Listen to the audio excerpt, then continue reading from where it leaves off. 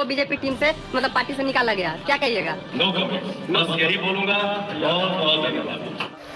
BJP से बाहर होने के बाद पावर स्टार पवन सिंह के बयान ने सबको चौंका दिया। तो क्या है खबर, इस वीडियो में हम जानने वाले हैं।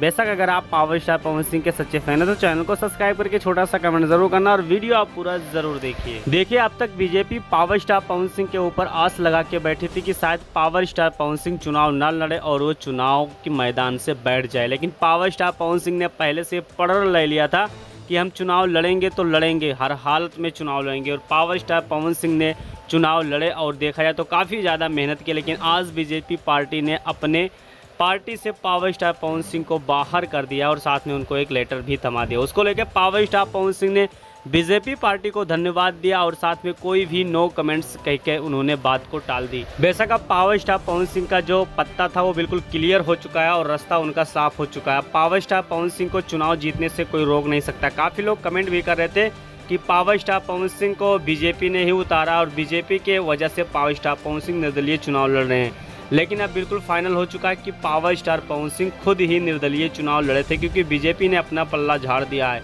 तो वैसे किससे आपका क्या राय चल रहा है? जो भी राय होगा कमेंट बॉक्स में कमेंट